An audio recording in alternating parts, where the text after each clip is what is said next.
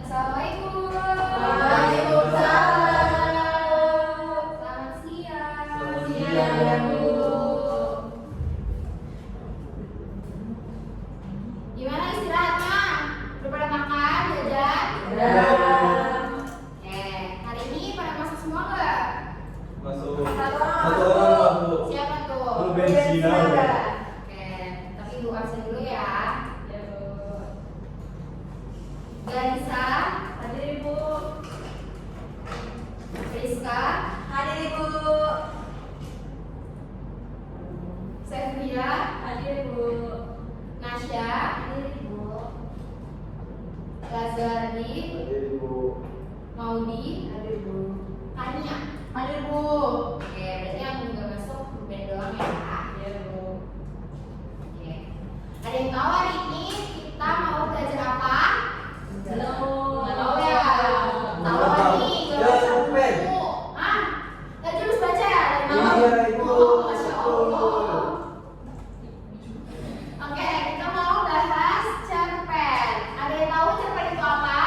Cerita Cerpen. pendek. Penjelasannya. Itu cuma singkatannya aja. Oke, jadi penjelasin ya. Cerpen itu adalah karya sastra berbentuk prosa fiksi yang menceritakan satu peristiwa atau konflik utama secara ringkas dan padat. Cerpen umumnya fokus pada satu tokoh dan bisa selesai dibaca dalam sekali duduk atau sekitar 10 hingga 30 menit gitu. Dengan jumlah kata yang kurang dari 10.000 kata. Jadi itu kalau cerpen bikinnya pendek-pendek aja, sekali baca langsung selesai, gak usah dinanti-nanti karena lama kebanyakan gak usah. Oke, jadi di sini kita tulis dulu ya.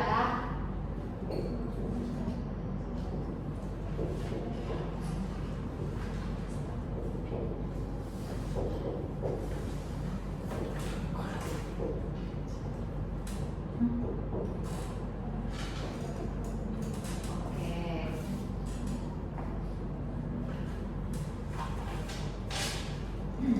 Nah, di sini Ibu mau jelasin struktur-struktur yang ada di cerita pendek. Oke, ini. Struktur.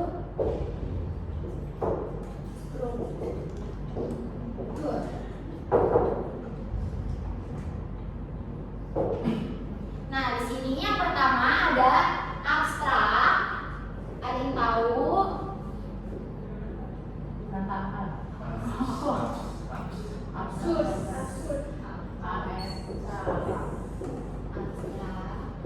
Oke. Yang kedua ada orientasi.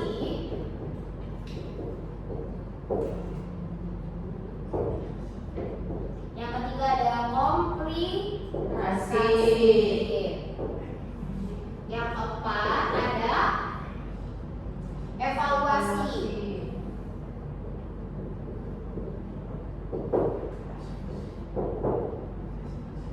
Yang kelima ada resolusi.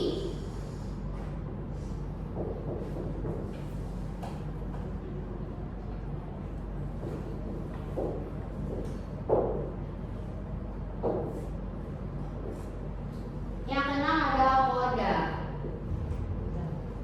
Oke, di sini ada yang tahu abstrak itu apa? Ada yang tahu nggak? Kenal, Ibu. Abstrak itu bagian awal yang memberikan gambaran ringkas atau inti dari suatu latar cerita. Itu inti dari suatu latar cerita. Selanjutnya di sini ada orientasi. Ada yang tahu orientasi itu apa? Pembukaan, Bu. Pembukaan atau bisa juga pengenalan. Benar.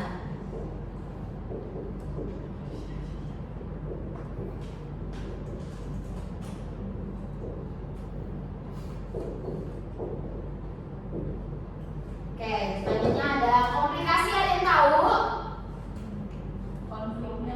Konflik atau munculnya masalah.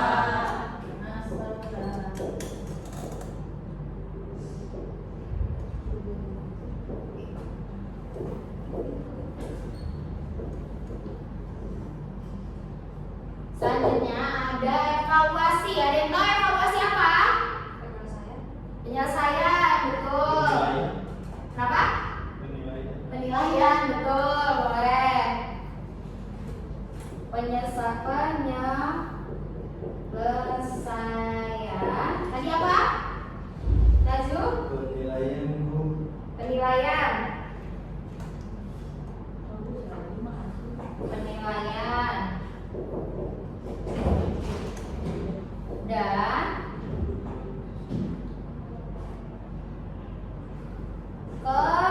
kebenaran. Selanjutnya ada resolusi. Ada yang tahu resolusi? Resolusi itu jalan keluar.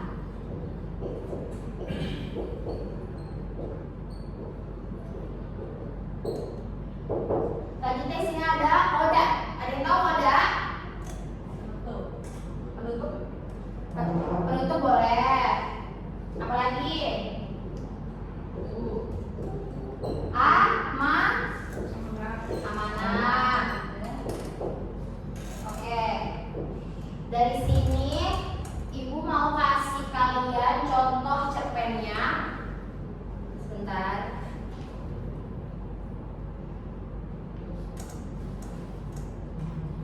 Nah, Ibu di sini punya contoh cerpen. Ada yang mau bacain ke depan? Mau. Ayo, Kania. Patria mau. Ayo, dua orang. Iya. Kita baca di sini. Ya. Nah, ini ada contoh cerpennya. Boleh disimak dengan baik ya. Kania bacain. Nah, ini ada cerpen pesan terakhir di meja kayu judulnya. Ayo, bacain ya, Kania ya. Ibu.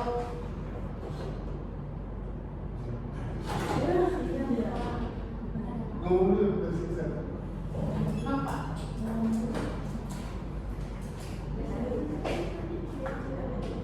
Cerpen pesan terakhir di meja kayu.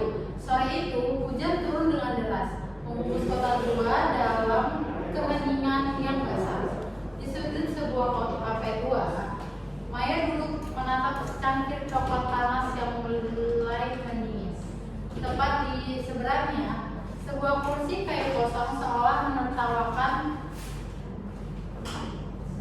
penantiannya 2 tahun lalu. Tempat ini menjadi saksi bisu janji dia kembali dari perantauan. Namun yang datang hari ini bukanlah Arya, melainkan sebuah amplop coklat yang diantar oleh seorang kurir. Jantung Maya berdebar kencang saat membuka amplop tersebut. Di dalamnya terdapat sebuah surat singkat dan sebuah sketsa wajahnya yang digambar langsung oleh Arya. Maya, maafkan aku yang tak pernah bisa menepati janji untuk pulang. Surat ini adalah caraku berpamitan. Sketsa ini adalah ingatanku tentang senyummu yang akan selalu kubawa pergi. Air mata Maya menetes perlahan membasahi kertas surat itu. Rasa sesal bercampur kecewa memenuhi dadanya. Meski begitu, ada secercah kelegaan karena ia akhirnya mengetahui kepastian. Ia pun tersenyum tipis, menghapus air matanya dan melipat kursi tersebut. Melipat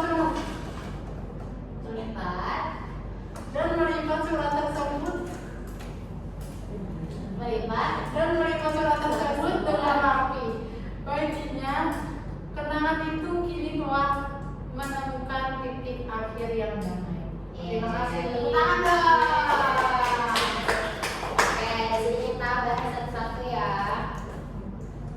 Nah, menurut kalian tuh orientasi mana atau bagian mana? Pakai ya bagian mana? Kedua. Yang mana? Yang pertama, kedua atau terakhir? Kedua. Pertama, ya betul. Yang pertama itu ada sore itu hujan turun dengan deras, membungkus kota tua dalam keheningan yang basah. Itu bagian dari aksara. Nah, selanjutnya yang orientasi. Tadi apa orientasi? Pembukaan. Atau pengenalan tokoh. Nah, dari cerpen tadi itu teks yang berhubungan dengan yang bisa disebut dengan orientasi itu ada di sudut sebuah kafe tua. Maya duduk menatap secangkir coklat panas yang mulai mendingin. Tepat di seberangnya sebuah kursi kayu kosong seolah menertawakan penantiannya. Itu bagian dari orientasi. Selanjutnya ada komplikasi. Komplikasi itu tadi konflik atau munculnya masalah. Nah, teks yang ada pada cerpennya itu ada 2 tahun lalu tempat ini menjadi saksi bisu janji Arya. Namun yang datang hari ini bukanlah Arya, melainkan sebuah amplop coklat yang datang oleh seorang kurir. Itu bagian dari komplikasinya ya. Ya. Nah, selanjutnya di sini ada evaluasi. Evaluasi itu penilaian atau kebenaran. Nah, teks yang ada pada cerpen tadi itu seperti Maya, maafkan aku yang tidak pernah bisa menepati janji untuk pulang. Surat ini adalah caraku berpamitan. Sketsa ini adalah ingatanku. Seperti itu contoh teks pada cerpen tadi ya. Selanjutnya ada resolusi. Resolusi itu ada jalan keluar. Nah, di sini teks yang ada pada cerpen tadi itu air mata Maya menetes perlahan. Meski begitu ada secercah kelegaan karena ia akhirnya mengetahui kepastian. Selanjutnya ada kode yang terakhir ya. Kode itu penutup atau amanat. Teks yang ada pada cerpen ini terhubung dengan kode itu ia pun tersenyum tipis. Baginya kenangan itu kini telah menemukan titik akhir yang damai. Itu dia tadi yang Ibu kasih contoh dari cerpen.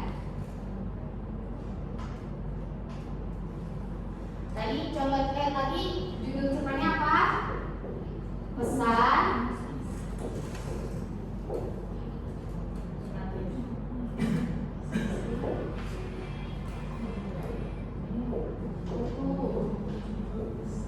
di kursi kayu. Nah, ini ya tadi contoh cerpennya. Sekarang Ibu mau minta kalian masing-masing bikin cerpen karena udah paham belum? Di cerpennya kan harus ada abstrak, orientasi, komplikasi, evaluasi, resolusi, dan Kode. Sekarang boleh dibikin ya. Ibu kasih waktu 5 menit. Baik, Bu.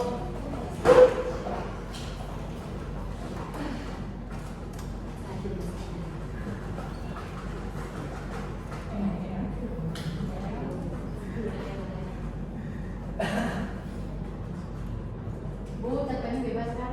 Iya, cerpennya bebas ya. Apapun yang ada di pikiran kalian sekarang. Mulai.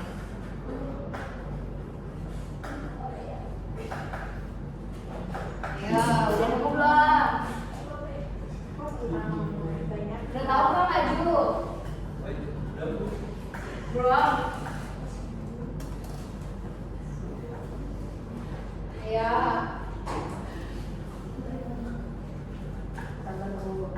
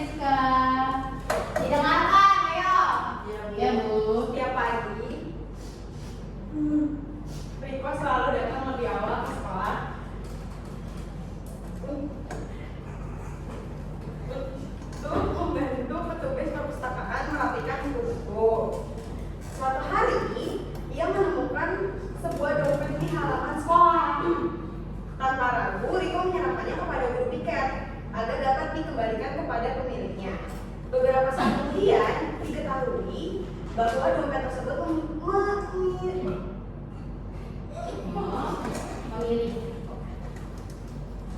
milik seorang siswa yang sangat panik karena kehilangan uang sakunya. Siswa itu merasa lega dan berterima kasih kepada Riko atas kehadirannya. Sejak saat itu, Riko semakin dihormati oleh teman-temannya karena sikap jujur dan berdirinya. Sekian dari saya, Ibu. Terima kasih. Terima kasih, Ibu. Terima kasih, Nasya. Oke, tadi cerita dari Rizka apa? Ada yang dengerin nggak? Dengerin nggak kalian? Halo sekolah. Ya. Riko. Riko menemukan dompet. Akhirnya dibalikin dong nggak? Dibalikin. Pesannya seperti itu ya. Oke? Kalian udah ngerti kan? Ngerti kan ini? Rasanya kalian juga udah bagus-bagus ya cerpennya. Udah sekian untuk hari ini. Ibu akhiri aja ya. Oke. Kurang lebihnya mohon maaf. Wassalamualaikum warahmatullahi wabarakatuh.